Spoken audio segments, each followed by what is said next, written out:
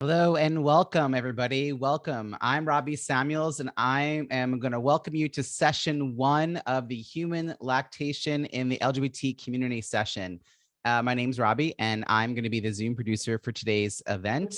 I'm also an out trans queer business owner and proud to have a certified LGBT business enterprise. So thrilled to be here supporting this event. I have a few housekeeping items that I want to share before introducing today's speaker. Continuing education units will be offered for the RNs and the RN contact hours. And I'm just going to switch my view here. So the CEU is going to be offered for RN contact hours, RDs, the RD CPEUs, and IBCLCs, the CERPs. Please note the specifics of this are going to be shared in chat. Now, we will be also have an evaluation for you that we'd like you to complete at the end of the presentation. This is going to be required in order for you to receive the CEUs. Now, the session is being recorded, and we will send out a link by this Friday. I want to encourage you to update your name to include your pronouns if you'd like. And I also want to encourage you that write your questions in chat at any point. If you'd be so kind as to write the word question in all caps before whatever your question is, it will make it easier for myself and Jody to keep track of those. So we'll have them ready for when we have time for questions throughout and at the end of the presentation. If the subtitles will be helpful for you, I will enable the live transcript. So if you'd like to click on the CC button at the bottom of your screen, you'll be able to turn on the captions. Now, today's session is going to be focused on inclusive language and supportive practices. So to get a sense of who is in the room, I'm going to launch a poll. Kindly take a moment and answer the poll questions that just popped up on your screen. And while you're doing that, I'm going to briefly introduce our guests for today. So please join me in welcoming Dr. Lauren Hanley and Dr. Andrea Braden. Now, Dr. Hanley is a general obstetrician and gynecologist at the Family Health Centers of San Diego. She is an IBCLC and a fellow of the Academy of Breastfeeding Medicine. Dr. Braden is an associate professor of gynecology and obstetrics at Emory University School of Medicine, an IBCLC, and founder and CEO of the lactation innovation company, Libby. Now, I'm going to share their full bios in chat because they're way more than what I just shared. They've got great credentials. You're going to learn so much from them. I want to also share with you their disclosures. So let me just bring this up on my screen.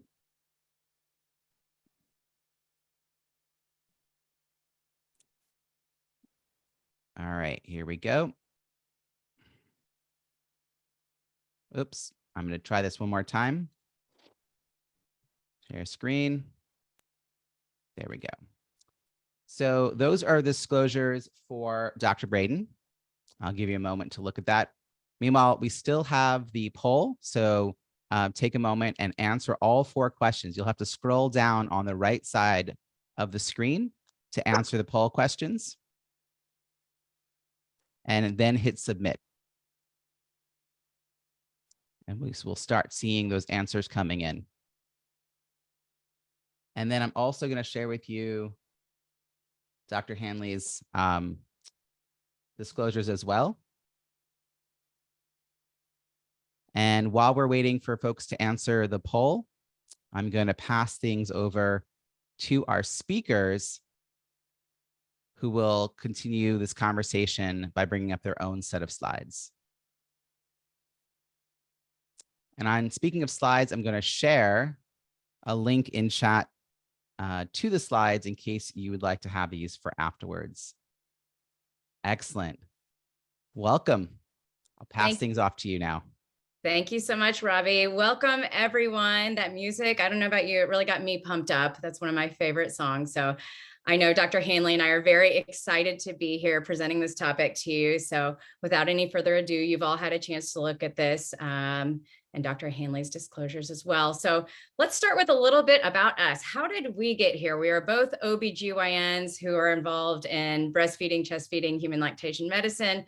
But I think we both have our own unique stories about how we ended up teaching and talking about supporting LGBT families and their goals to lactate or feed their infants with human milk. So mine was really odd. And I like to tell people, if you have kids or have been around kids and you're familiar with the If You Give a Pancake book, that's kind of how it worked out for me. So it's the ADHD give a pig a pancake situation. I was a Spanish minor at the University of Alabama, which is relevant because when I moved to Atlanta, Georgia, I started working at Emory University, and they said, oh, you speak some Spanish, we'll put you in the international clinic. And so I knew how to order a Coke in Spain. It was not great Spanish, but it will do in a pinch. And so I started working in this clinic at Grady Memorial Hospital, which some of you may have heard of. In addition to that background, this is Cece, my sister, who looks like my twin. She's my little sister. And at the same time, I had my little sister came out of the closet when I was in medical school at the University of South Alabama. And in an effort to be an ally and to understand my sister as she was struggling as Alabamians, you know, back in the early 2000s, coming out of the closet, and what does this mean and how do we support people? I really tried to delve into this myself. And so there was an opportunity at my medical school to start the Gay Straight Alliance is what we called it. And so it's still around today. So I helped found the Gay Straight Alliance to help partner with my sister and her friends and colleagues. And I learned a lot just from my family alone, became an advocate in that way. Now back to Grady Memorial Hospital, I actually, the international clinic was taken over by the new Gender Center, which I will go into. This poll keeps popping up in my face. And they asked me to help run the gynecology services in the Gender Center and asked me if I was interested in all, if I knew anything about taking care of trans patients. I really didn't, but I was willing to learn. And that is where the Grady Gender Center started in 2017. I can't believe it's been around for 5 years already. This crew of researchers from Emory University and Morehouse School of Medicine, as well as Grady Memorial Hospital, we all got together with a lot of passion and with a lot of support from our community in Atlanta to try to start a multidisciplinary service for our trans patients in the area. We wanted to instill educational modules for our learners who are always working with us in the clinics. And then we also had lots of research opportunities, and we realized that there was an untapped population in Atlanta that is quite underrepresented in a lot of the literature. And so we worked together, we got this clinic off the ground, we engaged the community, we have been working on advocacy and awareness in Atlanta, Georgia, and have been spreading the love across the US and internationally. Speaking of internationally, this is one of my current residents now, but when she was a medical student, we went to Argentina to a trans health conference in Argentina. I don't know if anybody's heard of WPATH, but this was WPATH pre-COVID. And we actually did a survey of the providers there about an interest in breastfeeding in trans women. And the language has evolved since then, but that was kind of the beginning of this work to combine my loves of breastfeeding medicine, lactation, and trans health.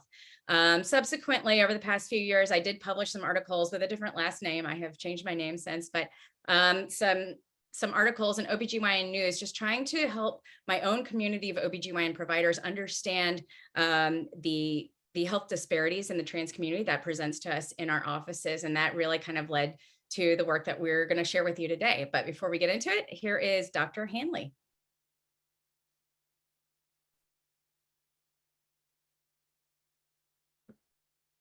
Three years later, I'm still doing the same thing. Nothing but consistent. I'm so excited to be here. And before I do my introduction, I was wondering, Jody, are you able to share the results of the poll? I did share with everyone, but I can quickly run through it if you would like to know some of the percentages. About almost 90% of everyone responded. And we have about 38% of our folks here are just learning about this topic, and about 60% are not. This is not new to them. Did you want to know a little bit more about the rest? Or I just shared it and so everyone can see it. Okay, perfect. Okay. I just wanted to make sure that everybody saw what our community is for today. Yes. Perfect. So I am an OBGYN physician, and I have a special interest, and I actually will share that it's a passion in the field of lactation. I became involved in this area after having significant issues with my own first child, who incidentally is about to turn 18 next week. And when I was navigating, trying to get support in breastfeeding, I realized as a medical professional how little I knew and how I didn't know where to turn, and just was sort of in utter despair and desperation, and was lucky enough to get brought to a La Leche League meeting where I met some really incredible people who literally were able to save my breastfeeding relationship with my daughter. And then I spent the rest of my maternity leave just researching this topic and learning and getting so excited about this, the physiology of lactation, which is just really widely undertaught in medical school. And as an OBGYN resident who spent 4 years learning about the specifics, I felt like I was just massively undertrained. So I went on to basically have aggressive conversations with the chairman in my then department. I was working at Massachusetts General Hospital and at Harvard Medical School, and I had the opportunity to submit an application to become an IBCLC. And part of that was, what are you going to do with that, and how is it going to help our OBGYN department? And my business proposal was to open a lactation clinic within the Department of Obstetrics at MGH. And so I was able to do that in 2011, and it became quite popular. And I started supporting people. I was starting to get referrals to people who were inducing lactation and had not carried the pregnancy or birthed the baby. And from there, things started to blossom and word sort of spread in the community. And I started to support more and more people in the LGBTQ community. And now it's really an area of interest and joy for me to help people with whatever their journey looks like and however I can be a part of it. And so just to review why this work is important in general, all of us here today are in a unique position to serve people in what we do. And it's really important, as all of you know, that people feel safe and comfortable, and that with that, we will achieve our goals and be able to support people better, and our interactions will just be overall much more successful. And in general, as Andrea and I will review, this population is generally underserved in medicine, and there are some very significant disparities. And there are, like Andrea's gender clinic, there are these clinics throughout the country, but we shouldn't have to send people to specific clinics. People should be able to access, I mean, that's great for specialized care and everything, but also just in a primary care setting, people should be able to get the care that they need, feel comfortable getting the care that they need, not feel alienated, and not delay care because of fear. So I just want to say that we're creating a safe space here today, and that our goal should be to continue to do that in the work that we do. Next slide, thanks. So just to review our objectives, we're going to understand how the inclusive language use opens up the lines of communication with the LGBTQIA community. We're going to become familiar with culturally sensitive scripting that can be used, and we'll focus on antepartum care, intrapartum, and postpartum with resources and interactions with this population of patients. And then we'll think about integrating inclusive gender language in our current practices, wherever we work, whatever we do, just to continue to create safe spaces, as I mentioned. Next slide. Okay, so I'm going to take over right here. Jody, is there any way to remove the poll from the middle, or I can't seem to close it on my own for some reason? You should be able to hit the top left. Yeah, it's blocked my screen sharing, unfortunately. Oh, there it is. Okay, thank you. Okay, sorry about that. I digress. So let's start with speaking the language. So when I spoke about working in the international clinic, the interesting thing that I found after switching to the gender clinic was actually it was just like speaking a new language. And much like my Spanish speaking patients in the international clinic, I felt that my trans patients were just so appreciative that I was making an effort, and I did slip up a lot. And so I think it's important to say that that's normal when you're learning a new language, and that this community is usually very glad that you are giving it a good college try. And so we're going to kind of go through some scripting. We're going to go through some language, some basics, so you have a basic understanding to work with in your own community. So the very first thing is this umbrella term, and you may hear it as LGBT, LGBTQ, LGBTQIA+. There are plenty of renditions of this, but the way I like to describe it is an umbrella term that describes a community of an underrepresented community of gender and sexual minorities, at least compared to what we were taught, the binary, the male, female, cisgender. I'll go into all of those terms before, but you can see here where the letters come from: lesbian, gay, bisexual, transgender, queer, questioning, intersex, asexual. A sometimes also stands for allies, so some people use it in that way. But let's break it down a little bit to gender, because we're really going to focus a lot on the gender language, since that seems to be a little more nuanced than the sexual orientation language. So I always like to show the genderbread person. I don't know if anybody's ever seen this before, but I think it's just such a brilliant way to break these things apart. So we have this big umbrella term, but then there are different meanings to things. So what does it mean to have a gender identity or a gender expression? And how does that relate to someone's attraction and the sex that they were assigned at birth? These are all different parts of an individual. And I want to open your minds to the possibility that they don't always line up exactly how you were born, which is how many of us were taught. So for one, gender identity is how you feel inside yourself. So it's not something that me as a doctor, I can assign to you when you're born and say, you are woman, you are a girl. That's your feeling of womanness or manness, if you will. And it can exist on a spectrum. So that's why there are those arrows there. You can feel more womanly or less womanly as far as how your own identity in your brain. And this is something very private to you and personal to you. And it can change sometimes. Gender expression is the outward expression of how you feel on the inside. And not everybody expresses their gender as they match with their identity, and sometimes it takes time. So that's when we talk about a gender transition. We're talking about somebody transitioning into expressing the identity that they felt inside their minds, okay, and in their hearts. So somebody who identifies as female might express themselves as female or male, or somewhere in between, somewhere more androgynous. Anatomical sex, by contrast, is basically like what Dr. Hanley and I hear a lot in our fields as OBGYNs. It's what anatomy are you born with? And the common language that's being used right now is sex assigned at birth, because even that has some nuance to it. So sometimes, and this is where the intersex, where the organs come into play, you've probably heard of hermaphrodites or things like that, but anatomical sex is really the organs. We're talking about the anatomy that somebody is born with.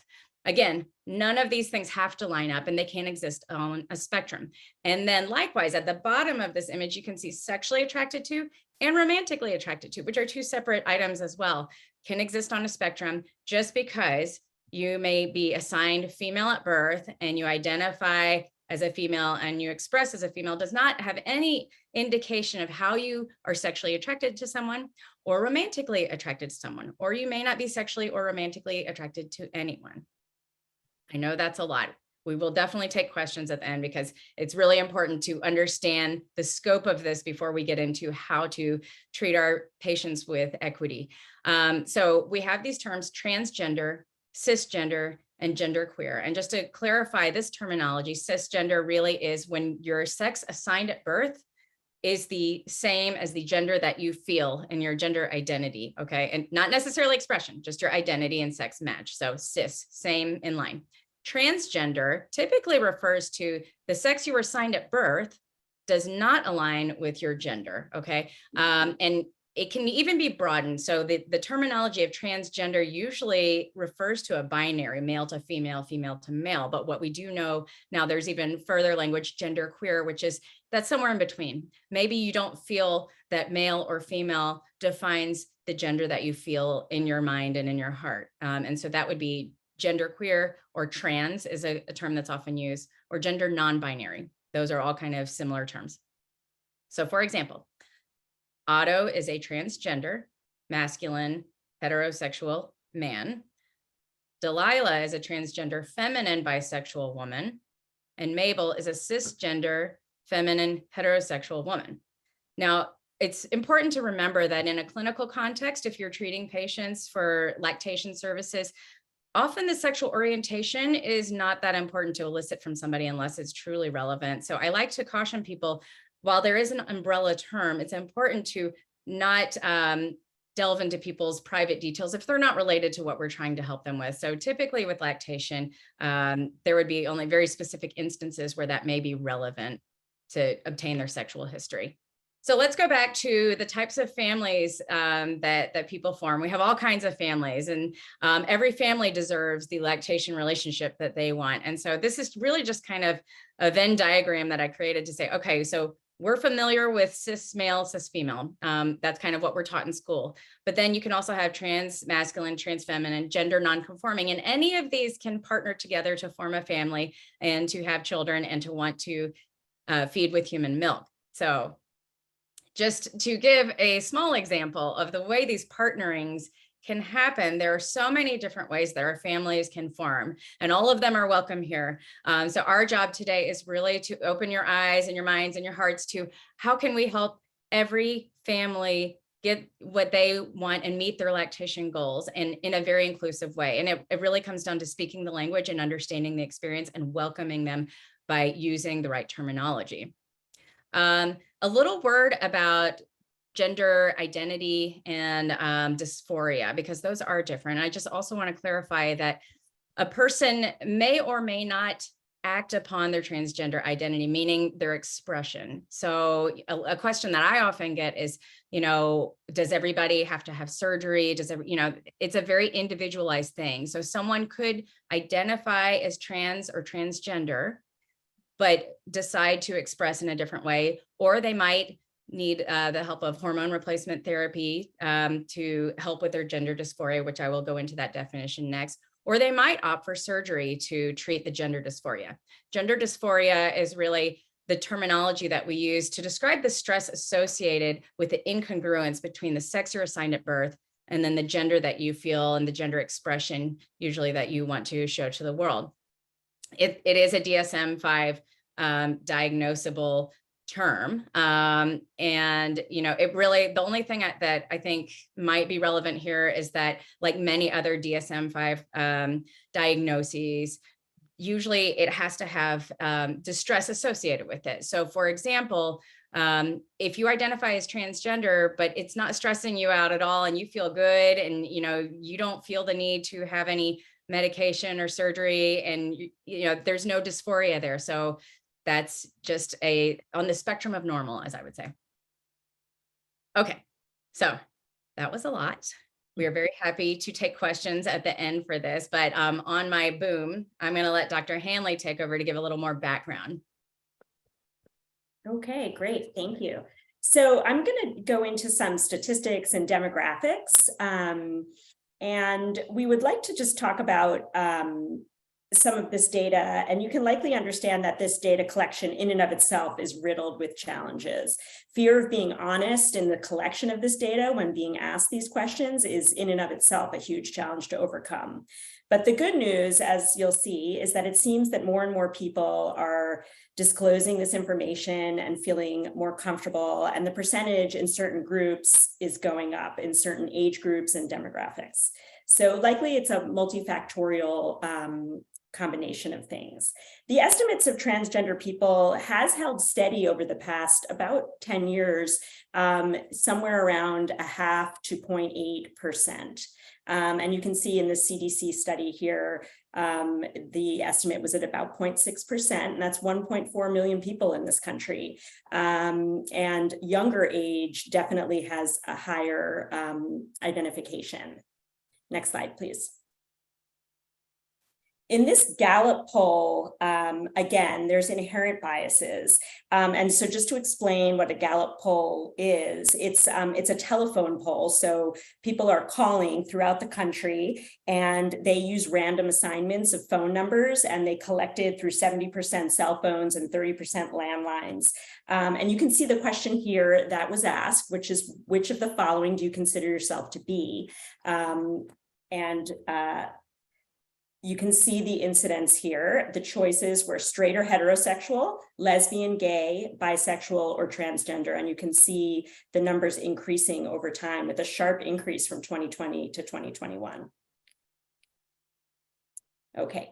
And in this slide, you can see when this data is stratified by generation or age of people, the Generation Z numbers, or these Gen Z, actually increased incredibly dramatically here, as you can see 10 to 20% when we look from 2017 to 2022. And part of that is that as the Gen Z people are aging, they're actually entering adulthood. And so this survey was only in people greater than 18 years old. So, so that you can see that people are, as they age into adulthood, that number seems to be increasing. Millennials are also increasing, but not quite as sharply as the Gen Zs. Next slide, please. And then when we look at stratification by sexual orientation and gender identity, we see that 57% of LGBTQ Americans identify as being bisexual, and that is 4% of adults. So that's not a small number, and we're taking care of patients and clients every day who have these identities. So it's really important that we understand this and support. Next slide. And here we just highlighted California as number 2 in the nation, with the percent of people identifying as transgender at 0.76. This was through the Williams Institute, which is through UCLA, and Hawaii just slightly edged out California at 0.78%. Okay. And I think somebody was just typing about this in the chat, but I just did want to highlight, since this is a California WIC Association talk, and I know many of you have been asking these questions in the SOGI questionnaire, but that there was a state law passed back in 2015 about garnering this data and the importance of getting this data. So Lesbian, Gay, Bisexual, Transgender Disparities Reduction Act, and that there are public health bodies that are required to ask these questions and get this data for the purpose of helping to close gaps and improve disparities. And so the California Department of Social Services, the Department of Healthcare Services, the Department of Public Health, and the Department of Aging in California are required to collect this, and I'm sure many of you are involved with this. And people can obviously choose not to disclose when they're asked the three questions. In general, in this country, we don't do a very good job of collecting data about sexual orientation and gender identity. And it is vital to collect this information again, so that we can help improve disparities and provide services for people that need it. I'm going to just give a small example of this related to COVID and the LGBTQ population. Some states were required to collect SOGI data when they were doing COVID testing. And it actually, in that data collection, appeared that the LGBTQ population had disproportionately higher rates than heterosexual cisgender peers of COVID-19. And the LGBTQ population was actually found to be twice as likely to work in these frontline jobs that put people at higher risk. And they also have a higher incidence of chronic disease, which we'll learn about in a little bit, but some examples are cardiovascular disease, asthma, and diabetes. And all of these diseases, as many of you know, do increase the risk of severity of disease and death in COVID-19. So collecting this information is really vitally important. Next slide. So many LGBTQ people have experienced rejection and unfair treatment, bullying, and victimization, as we know, and as well as just frank discrimination. And daily chronic stress and stigma increases the risk of anxiety, depression, and other disparities. So as you can see here, among LGBT people, from this study, 39% were rejected by family members and friends, 30% have been threatened or physically attacked, 21% were treated unfairly by their employer, and in the youth, there is really very significant issues surrounding substance use, suicidality, missing school due to bullying, feeling unsafe. And then among transgender people, 61% have reported being physically attacked, and 55% felt that they lost their job due to biases related to their identity. And then in healthcare, it's important for us to really understand that many people are not going to get their healthcare because of their fears and their alienation and feeling that they're getting inappropriate care and unsupportive care. So in the LGBTQ people have reported from this study that healthcare providers have used excessive precautions and fear, and they felt like they didn't want to be touched or examined. They feel that they've been blamed for their health status, and they're using harsh or inappropriate or abusive language. And then transgender people, a quarter of transgender people feel that they are being harassed in the office. And that's just so sad and inappropriate that people, it's obviously very clear why people would not want to come for care if 1 in 4 are not feeling comfortable walking into an office. And 20% of people in this study were reporting being denied medical care altogether and not getting the care that they need. So we really need to come together to improve and correct these issues. So finally, stigma and discrimination can create a lot of stress and can limit the access to care. So this daily acute stress that's related to these issues can impact people's mental and physical health, and the lack of culturally competent care in this population. We need to really work on closing the gaps in our health disparities that we see in the LGBTQ population. Thank you. Okay, so now that we know the disparities and we know the impacts and we know the needs, how do we do that? What are the tools that we can share with you to support specifically LGBTQIA+ families in their goals to feed their babies with human milk? So we have some pearls for you. And we're going to kind of go, like Dr. Hanley said, by trimester of pregnancy and afterwards, just to kind of break it down for you and share what we've learned through our experiences. And so some of you may recall this classic movie that actually seems to be relevant now. I had no idea you could milk a cat. Oh yeah, you can milk anything with nipples. I have nipples, Greg. Could you milk me? So we all used to laugh about that back in the 90s or whenever that movie came out.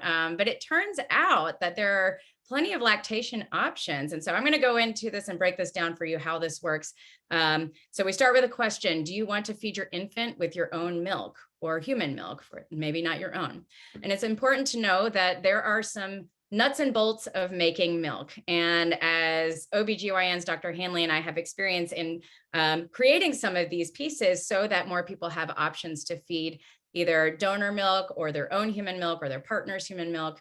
But the basic pieces are the mature feminine type breast anatomy, which has the lobules and ducts that can collect and create the milk. There needs to be estrogen or estradiol to mature these ducts to that milk making form. You also need an increase in estrogen and progesterone, which naturally happens when somebody is carrying a baby, but we can also mimic those by giving exogenous hormones. Prolactin, again, that's something that makes milk more robust. It's called a galactagogue, can also be given exogenously or by a provider who's trying to simulate this process. And then importantly, there has to be a withdrawal of these pregnancy hormones, estrogen, estradiol, and progesterone, to mimic the delivery, because that kind of signals the body to make milk from the mature breast or chest tissue. And then oxytocin is another hormone that is created from a baby suckling or pumping or any stimulation to the breast or chest tissue. And so these are all the pieces that we need. So I break it down like this to show you that there are many ways to look at this. So when somebody comes to you who identifies as a family member of an LGBTQIA family, and they want to feed their baby with human milk, you really need to kind of step back and not assume. We want to take the family unit and ask them first, who is carrying the baby? Because it may not be the people who are even presenting to you for help. But if it is, there is usually a partner who has a uterus, or there's a gestational carrier who is perhaps outside of the family or maybe part of this family unit as well. In addition, next step is the person who is carrying the baby, the person with the uterus, planning to lactate, because it is possible for someone else to create the human milk for that infant while somebody, another partner or person in the relationship, is carrying the baby. So we need to know who is planning to make the milk, or perhaps it's more than one person, or if it's somebody outside of the family unit, like a gestational carrier, will they be donating milk and creating milk on their own, or will somebody in the family unit be trying to simulate that pregnancy process with hormones and stimulation, and we create the building blocks to make milk from their own bodies. And then lastly, is there a person who's not planning to carry the baby, interested in lactation induction? So lactation induction is really the process by which we mimic that process that happens when someone is carrying a baby. So we know that we can give these hormones, and we know that we can do certain things to create milk. So I say all of this not to teach you how to do that process necessarily yourself, but to show you that there are many possibilities. Sorry, my thing is jumping. Okay, so as I said before, step one, don't assume the roles of the families that come to you. That's really going to help you. And there are plenty of ways to do this. There are lots of services for medical health records when you're seeing people, or however you do it in your own community. A really easy way to make sure your whole office or group of providers is on the same page is to use some sort of intake form, so that they can tell you who they are and how they are related to the pregnancy or the infant who will be fed with human milk. Of note, there are things, if you're taking care of somebody during a pregnancy course, the gender reveal may be offensive to some families. And this is because it again goes to the old traditional way of us declaring the gender of a baby before the baby's born. And really, if we're being very scientific about it, what we're doing as OBGYNs is declaring the anatomy that we presume to see via ultrasound. So it really is a sex assigned at birth. So you want to be careful with your language there, because sometimes it can be a bit offensive. We want to document the preferred names and terminology, and not just names. Sometimes the terminology goes to the body parts that they prefer to use for making that milk, right? And I'll go into some examples of that as well. Of note, it's important to know that breast or chest feeding or making milk can sometimes be traumatic for patients, not only for somebody who maybe had sexual trauma or something, but it can also be traumatic and bring back gender dysphoria for a patient or a client who has really tried to get away from those native hormones that they were born with. And so, for example, a trans masculine patient who would like to chest feed should be warned that this process requires giving back some of those hormones, which can trigger that gender dysphoria. So it's important to just build that support system around them. I also think it's important to set expectations about the possibility when you're inducing milk and it's not the person carrying the baby who's going to be making the milk. It is more difficult for us to do as breastfeeding lactation specialists. It can be done, but it can be quite difficult when you're putting all these building blocks together exogenously to make a full milk supply. So what's really important, what would really help all of these families, if there is a need that is outside of somebody carrying the baby who is also making the milk, that is probably something that would really benefit from local resources. So are there coalitions that you work with? Is there a breastfeeding medicine specialist that they can consult with who can help them on this journey to figure out really what is the best way and best plan for everybody to, for the baby to get the nutrition that they want and need? So now we'll move on to intrapartum. What can we do during the time when the baby is being born? Again, I've gone over this multiple times, but this is the nuts and bolts of this talk, is that we can't assume who's having the baby and who's making the milk. These are examples of the partnerings that people can have. And we go from the very common cisgender man, cisgender woman, to cis man, cis woman, trans and cis partnering together, or even polyamorous groupings who might all be interested in feeding their babies with human milk.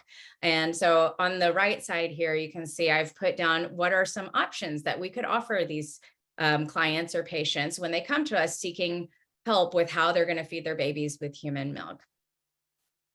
As far as the language, when people are having their babies, it is important to kind of watch what we say as well. So this does require some practice and some scripting, but just to give you examples of things that might, be less supportive if they just come out of your mouth while you're very excited about them having a baby, and perhaps you're supporting them in the immediate postpartum setting, or right when they get home, or in the hospital or birth center, or wherever they're having their baby. The anatomy words sometimes can be triggering. So vaginal delivery, which we use all the time.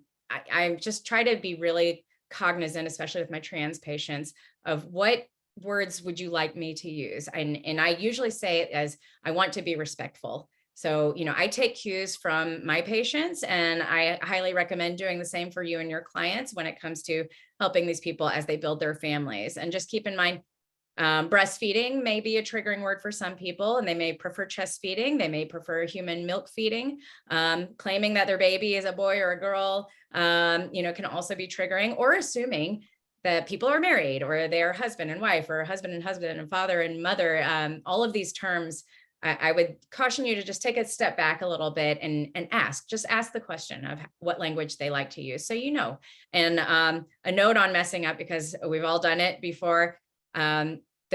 It helps to apologize. What I say is just apologize, say that you want to be respectful, and that, you just keep trying. It does take a little practice sometimes if it's something you're not used to. And so it's a process of unlearning. As healthcare professionals, which many of us are in this virtual room today, we have some tasks. And really, step one is just to understand that these families comprise 4% or more of our US population. And our goal really is to provide affirming, person and family-centered care. And, our goal is to give you tips on how to do that. Step one, learning that they are there, and letting them be seen in your offices and wherever you serve these patients. Learn the terminology, because that's a really great way to show support. And approaching everybody with cultural humility. Language is a really big piece of this when it comes to trans patients specifically.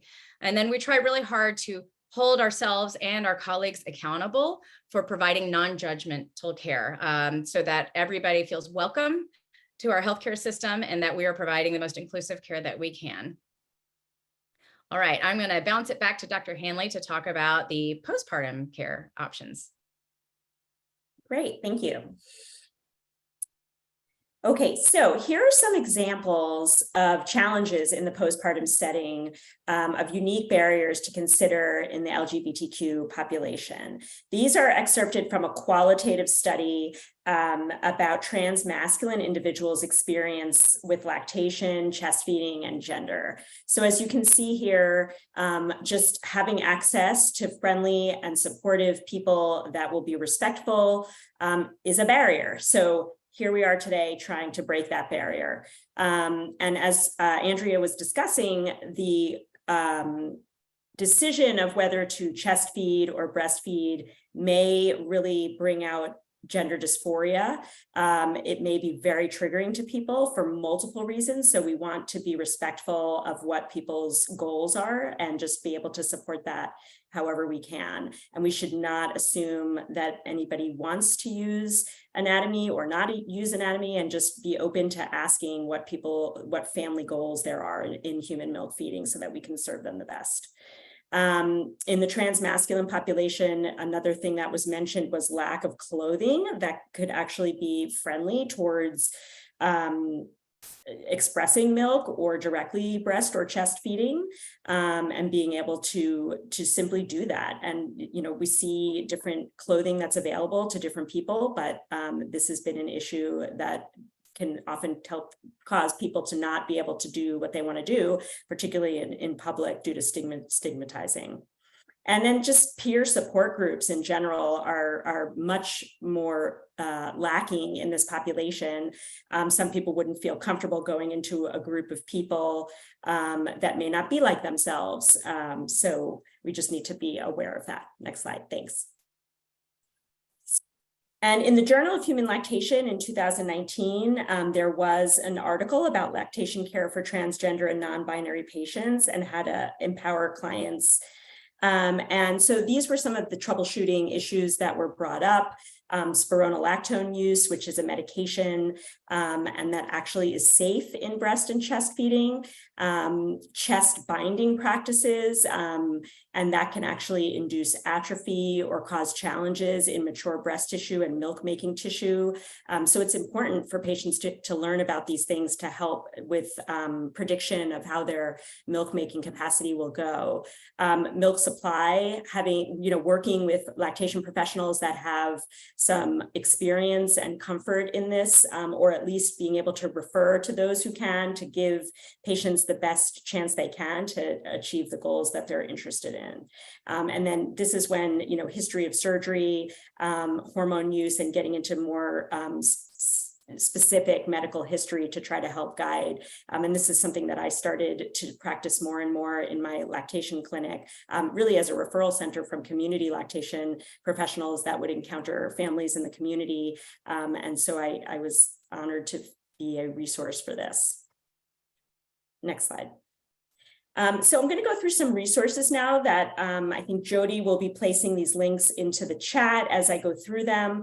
And so these are for you to learn more and to share with your clients and patients as well. This is a Facebook private group for breast and chest feeding and birthing for trans people and their allies. And so you can actually use that link to go, and you can, if you want to be part of the group, there's several questions that you have to answer as far as why you want to be part of it.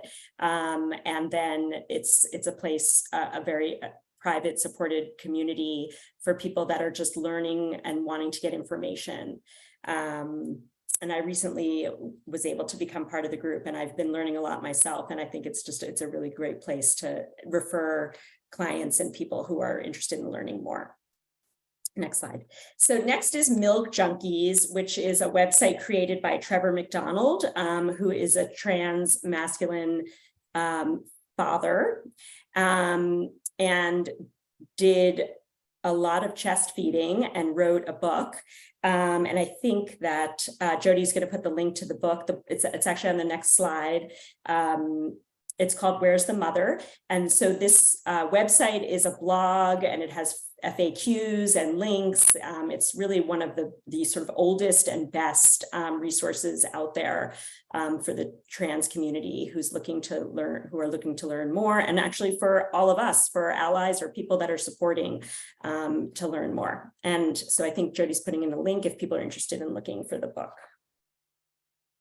And then La Leche League has a really great website for transgender and non-binary parents.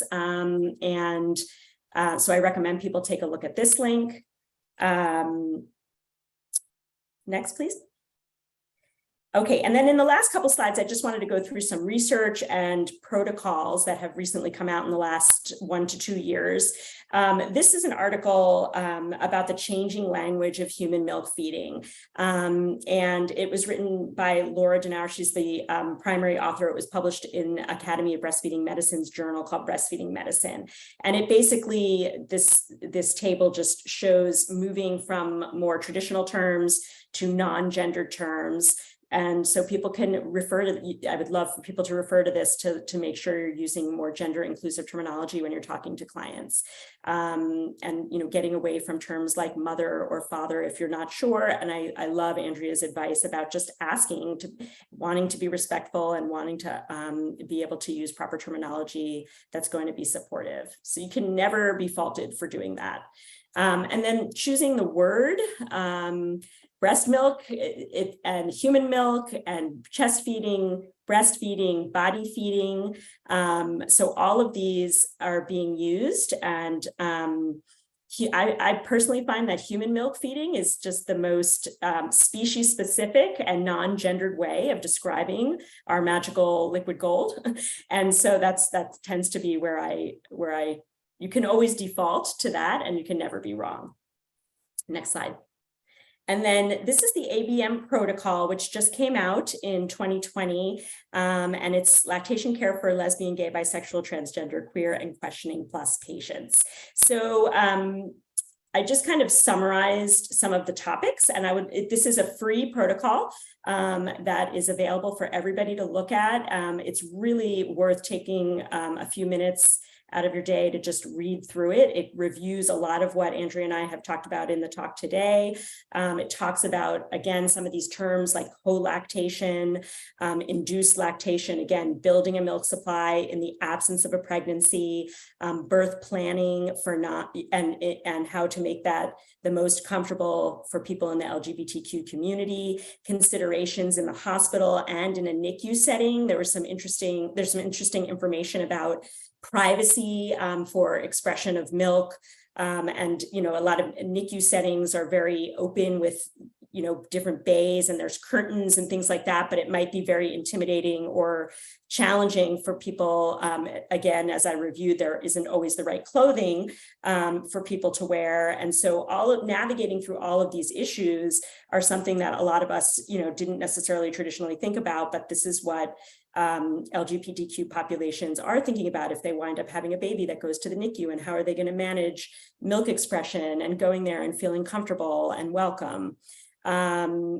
And then the last part of the protocol is what I really wanted to highlight at the end here, that there's just a massive need for further research, and that we really have, and this gets back to the SOGI information, and getting the data is the first step to really, in an academic way, identifying these disparities and where do we need more information and where should we put research dollars. So they talk about the attention and hopeful for funding in the future. And so that is our last slide. And this is beautiful. I would love Andrea just to talk a little bit about this, but her new baby and breastfeeding in her beautiful wedding dress. It should be known that I am really bad at printing any of my pictures. So I often use all of my own personal pictures for presentations, but this is my most recent edition. I have an almost 5-month-old, and I ran off and eloped in September during my maternity leave, right before going back to work clinically. And I insisted that my photographer friend take a picture of me so I could memorialize. I really do think this is the last one. I think 5 is enough. But this is my latest edition. The last time I had a picture up here, it was my now 7-year-old as a baby. So I figured it was probably time to update that. So and then I'm going to put this up here. This is also an old picture of Lauren and I back in Austin, Texas for a meeting, but way pre-COVID, no masks. But these are our email addresses. If anybody wants to reach out to us personally, we are very open and approachable and welcome any questions for anybody who's interested in doing the work with us. And then references are here. We do have copies of everything for you all. And then I believe, Robbie or Jody, it's back to y'all for questions.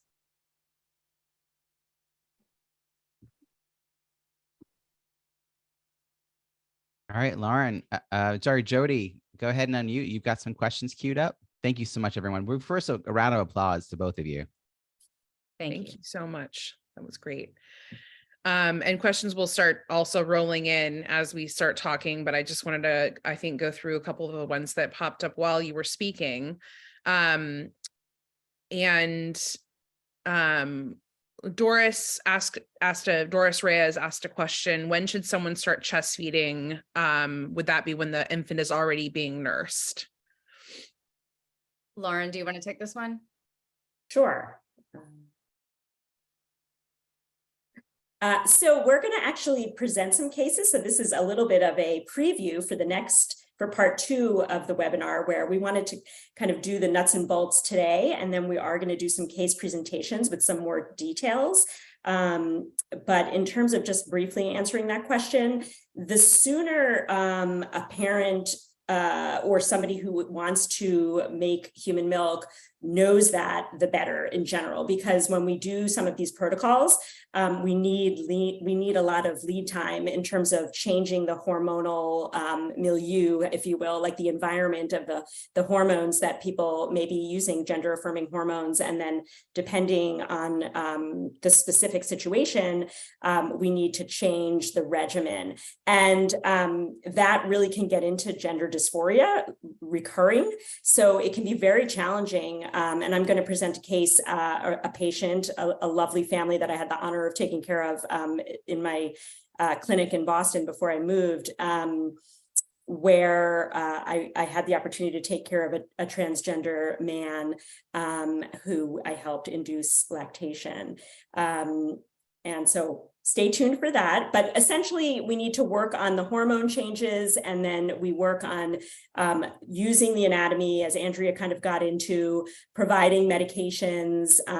Usually you have to kind of tweak the hormones so that people can feel comfortable with their gender identity, and then also be able to make the milk. So usually it's adjusting hormone regimens, estrogen, pulling back on testosterone, at least when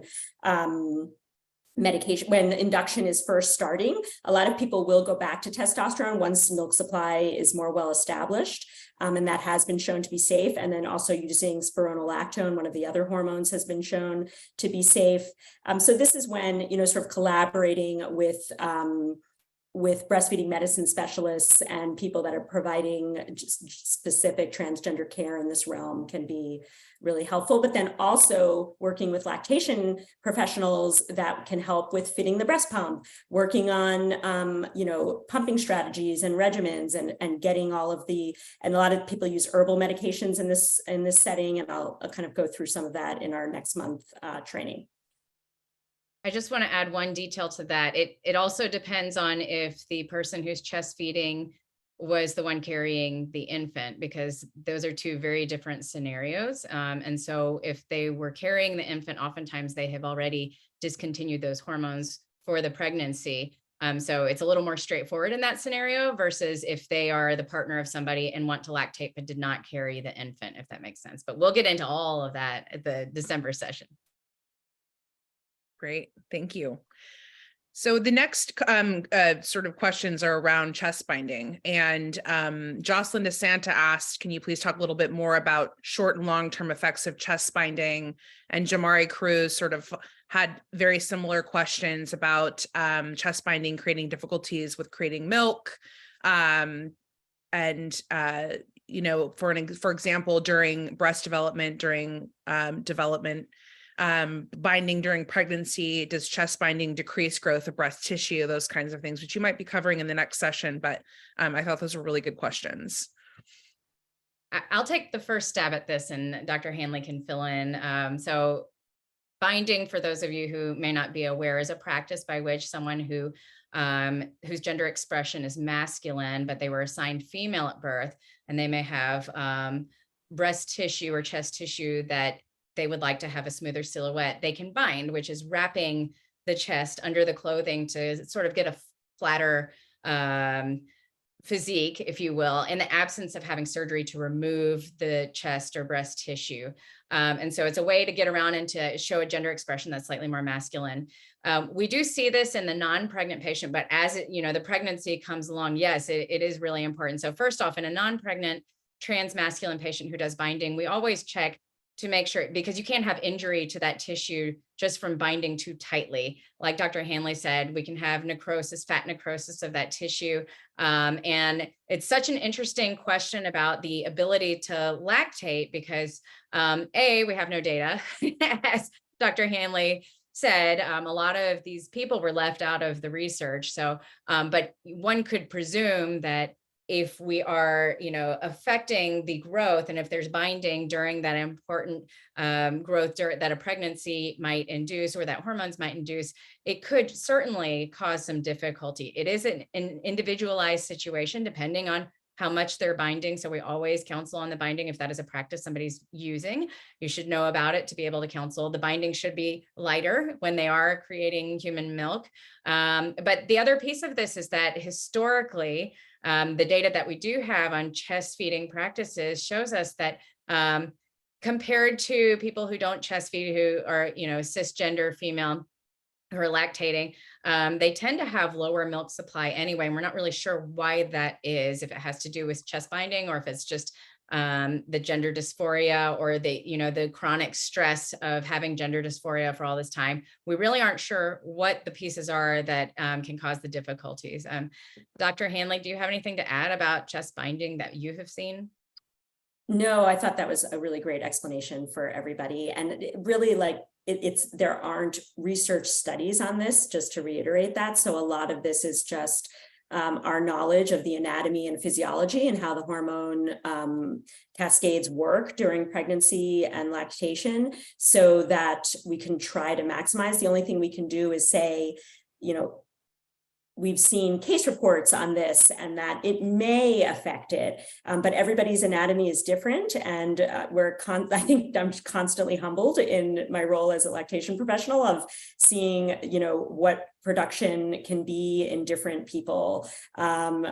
So I think just giving the information, and people that have done chest binding, the few patients that I have been able to work with have loosened it in the hopes of not causing any damage and trying to maximize production.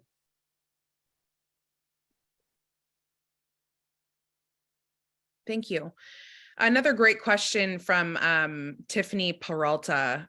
Is it possible to experience symptoms similar to postpartum depression for those that may not have carried?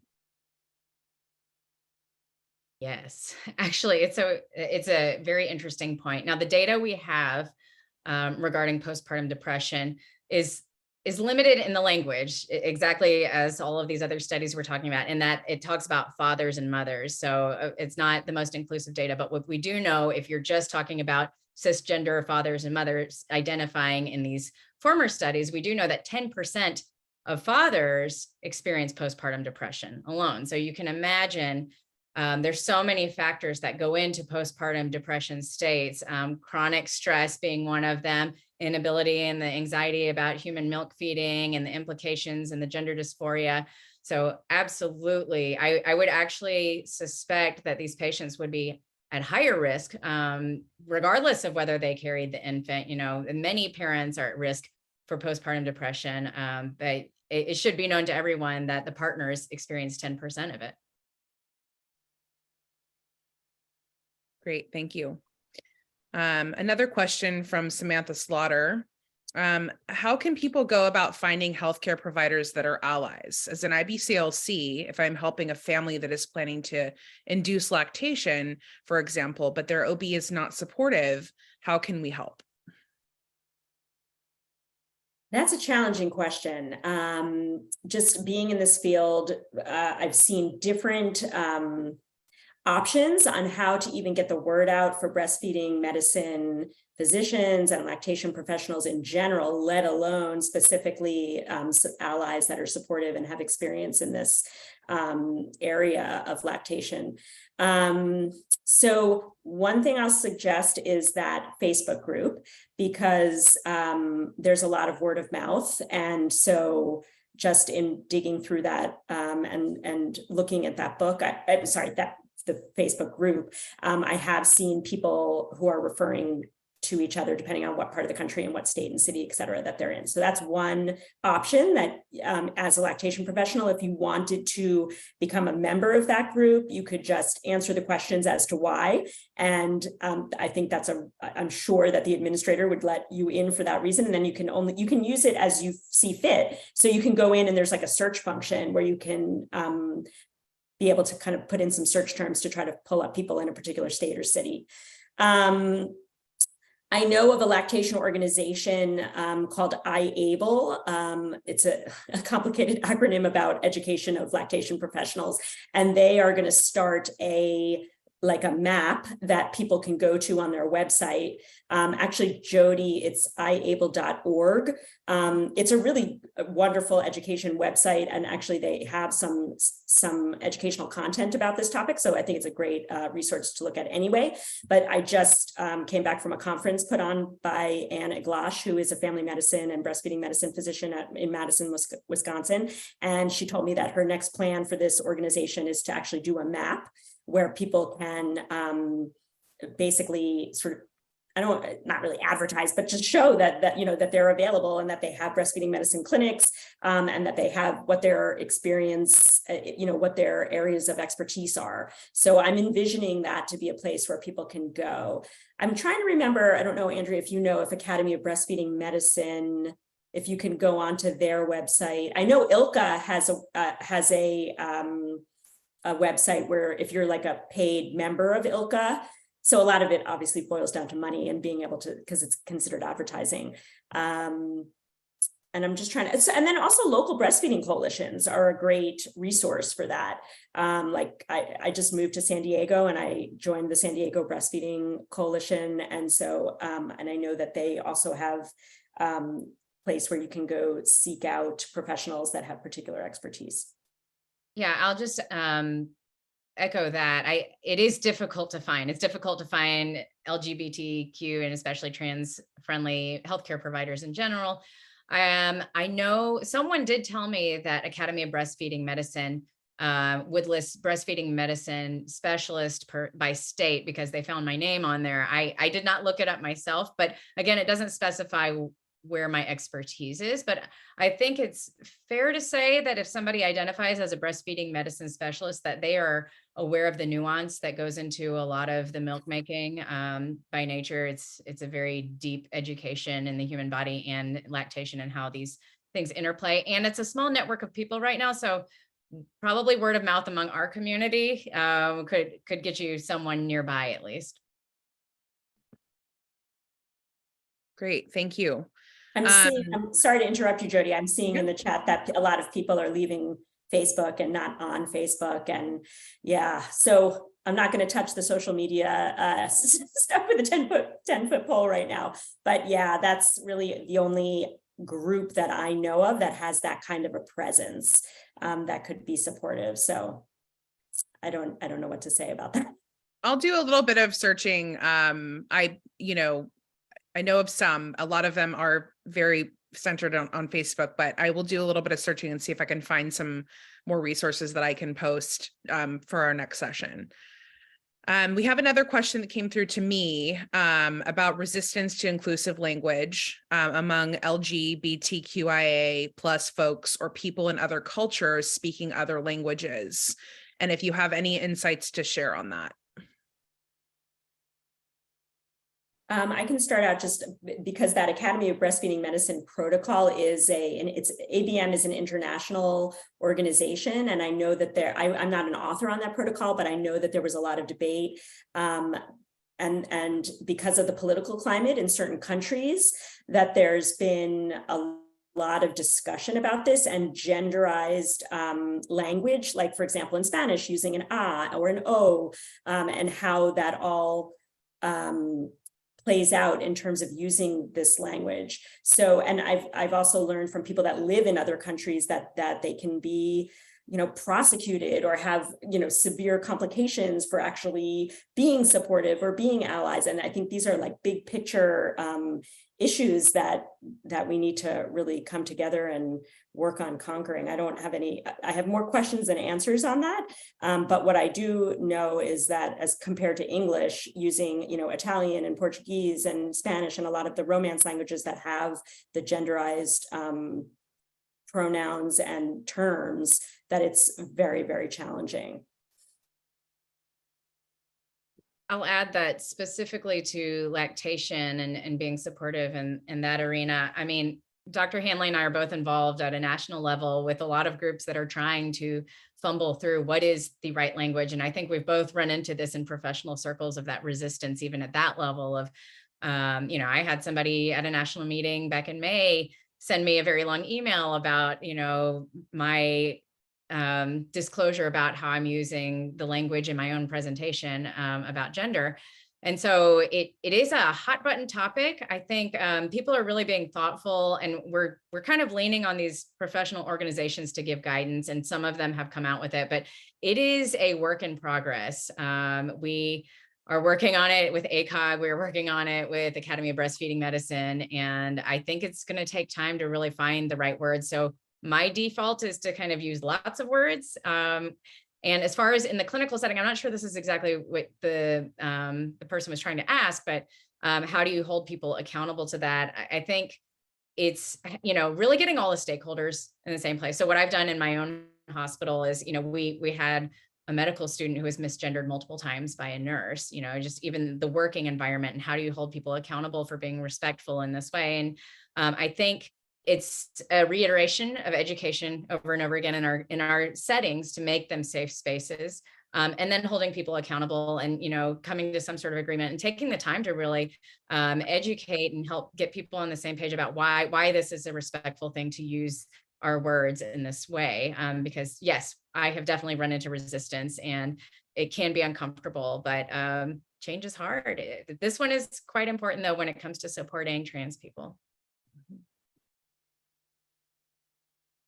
I think there seems to be, several questions that sort of center around that. And I think, wanting to know how to be inclusive of all individuals, but as Angelus Nelson posted one of the last questions, which was how to, write and be inclusive of everyone for the general population. So when we're putting out marketing materials, when we're sending out, messaging, different things like that, and in the same, vein, trying to minimize confusion, and think about also translation challenges, which is a big one, I think, for WIC, is how do we translate into different languages when there's no words that actually exist. So I mean, we are facing this at ACOG, as you can imagine. It's women's healthcare. I mean, it's very gendered. And one way that I think has been widely accepted so far is having a disclosure statement or page on your website or a little info button that, right above the word, wherever the entry point is for whoever you're talking to, just say, when I say, for the purpose of this talk or for the purpose of this website, this is the language we're using, but we, want to be respectful that people identify in different ways. So I've even Googled this. I've Googled like inclusive language for a website just to see what other people are doing. And you can tell some people have really put a lot of thought into it. And once you see it, you can't unsee it. You see it everywhere. You look for it. And there's certainly ways to be more inclusive. So I suggest sometimes an info button or some hover over on a website, and then allowing people to put their own information down on the medical record or on your health records. That's a really easy way to pass that around to your whole community too. It's highly dependent, but I think there are a lot of resources if you just Google and search and see examples of disclosure statements for gender or, sexual orientation, things like that. Great. And just also re-emphasizing, I think what you both talked about in the beginning, which is just asking, when talking to people, especially if it's a one-on-one situation or you're working with a person or a family, how would you like me to speak to you? What words would you like me to use? What's comfortable for you? It's okay to ask that question. The other thing that came through, Lee Seguinte brought up the Trans Health Project as a resource as well. Everyone that's in the chat, they don't directly link to providers, but they can be a good starting place to find both providers and stuff about different insurances and coverage and things related to gender affirming care. But that's another really good resource that was listed. And that's what we have so far in the questions. If anyone else has anything that they'd like to ask, they can post it. But do both of we like to sort of close with, a final thought or something to head out into the world with. And then we also want to, let everyone know to please return next month on the 14th and join us again for the second portion of this series. But do you have any final thoughts that you'd like to share? First, I cannot tell you how overwhelmingly happy it makes me to just see all of you here. This is vastly different from 5 years ago when we started doing this work, and I can feel the momentum, I can feel the change, and we're all going through this together. So I think be kind to yourself. We've all been through a lot in the past few years. And if you go in with an open mind and approach things with curiosity, but also I think the other difficult piece that we need to talk about is that sometimes we realize that we played into systems that have marginalized people more. And there can be a little bit of grieving that goes along with learning these new skills that, you feel embarrassed maybe that you have used the wrong pronouns for so long, or maybe you felt very strongly that this was not an important thing or got it mixed up. And I think it's important to be kind to yourself, take a deep breath. We are all learning together and it's baby steps. The next session, we will definitely add more scripting in to give you ideas of a starting place, because I think that's really helpful to just have seen it once so you can file it away. But be nice to yourself. It's learning a new language and the language keeps changing. So, don't be shy with questions. We're here to help. And we don't know everything either. I'm sure we've messed up many things, but we're just so happy that you're here and doing the work with us. Dr. Hanley? Yeah, that's great. I think I love approaching things with curiosity, and that just we're always learning. And I feel like I've learned so much in the past few years about this, mostly because I've been trusted by people to care for people in the LGBTQ community. And I'll share a little bit more at the next session, but I've had the opportunity to take care of transgender people. And I shared with them, you were my first patient that I'm doing this with. And, if this makes you uncomfortable, then I can try to help you find somebody else. But I feel like honesty is always the best policy, and just mutual respect. And so I just appreciate everybody coming together here, and that we're all have the same goal of really supporting and making people feel safe and supported so that we can improve everybody's outcomes. We've got a lot to do to move the needle in this country. I won't go too crazy on the day after our election day, but we can all do our part and just do our best every day. So I look forward to seeing everybody in December. Thank you so much to you both. This has been wonderful. And I think Robbie has been posting, please fill out the evaluation. There's a space in there to also list some questions, specific questions for the next session. That will be clinical applications and case scenarios. That's on Wednesday, December 14th from 1 to 2:30 PST. So please join us then. You can get on and register so you're ready to go. And then we'll have your information. If you can't make it, we'll send you a recording.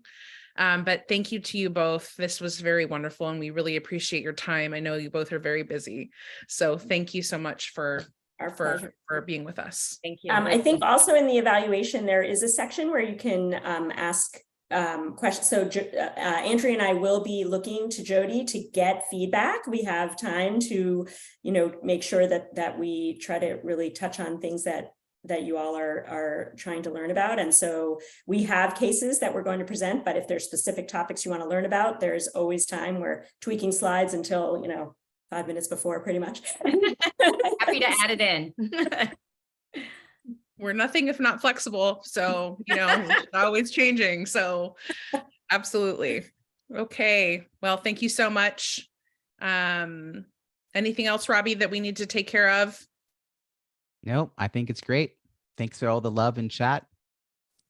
Yeah. Yes, tons of love coming in. Means a lot. Thank you. Yes. Thank you. All right. See y'all next time. Bye-bye.